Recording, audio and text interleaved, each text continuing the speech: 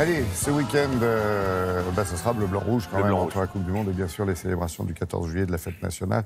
Et ce matin, l'actu, elle aussi, est colorée. Alors, pas forcément en bleu-blanc-rouge, mais très colorée quand même. Très colorée, mais le bleu et le rouge, c'est la couleur préférée des Français dans le jardin cette année. Ouais. Il y a des tendances. Et puis, comme il faut mettre du blanc, ça tombe bien. Eh bien oui, parce que le blanc, ça corrige les erreurs. Si on fait des erreurs de couleur au jardin, le blanc, ça vous corrige des couleurs trop criardes, etc. Lorsqu'on a un massif et il ne nous paraît pas extraordinaire parce qu'on a planté des petites plantes, tout d'un coup, c'est devenu très coloré, c'est moche, boum, on met du blanc et ça vous corrige l'idée. Donc oui, on a rencontré 2 paysagistes qui ont sorti un livre extraordinaire, une sorte de nuancier de couleurs, 50 de travaux, justement, et il y a des milliers de fleurs. Alors, vous pouvez choisir la fleur avec une touche vraiment très précise au niveau de la couleur et ne plus faire d'erreur au jardin. Lorsqu'on a un petit jardin, on va mettre des couleurs plutôt froides pour agrandir l'espace, comme le bleu et le mauve. Lorsqu'on a un grand jardin et qu'on veut un peu réchauffer tout ça, se sentir un peu plus intime dans son jardin, on va mettre des couleurs chaudes. Alors voilà, plein d'astuces, justement, pour réaliser correctement son jardin avec des couleurs, des crayons de couleur géants qu'on appelle des plantes. Regardez. Vous connaissez parfaitement l'art et la manière de planter sans se planter, mais savez-vous vraiment associer des couleurs pour un effet waouh?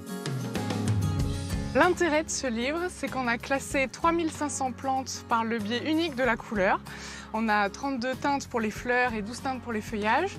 Et ça permet d'avoir un nuancier géant, c'est-à-dire que par exemple, quand vous refaites votre intérieur, vous prenez un nuancier pour choisir la couleur de votre mur.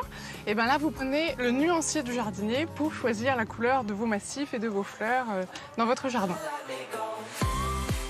Sous chaque fleur, on a indiqué en fait l'ensoleillement, les périodes de floraison, la taille de la plante. Et du coup, ça permet d'avoir toutes les indications pour ne pas se tromper. C'est à la fois esthétique et pratique. Alors comment se transformer en un véritable peintre au jardin?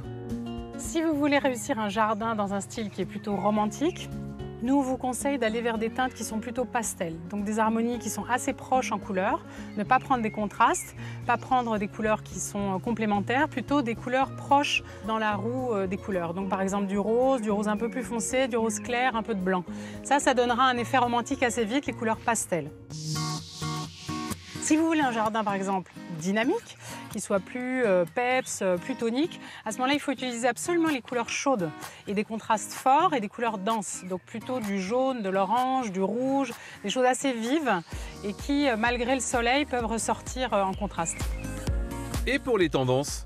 On essaie d'être plutôt dans des choses un peu plus contemporaines en fait, avec du blanc qui peut adoucir parfois des couleurs qui sont trop fortes, et sinon des contrastes qui sont peut-être un peu plus modernes, du bleu clair.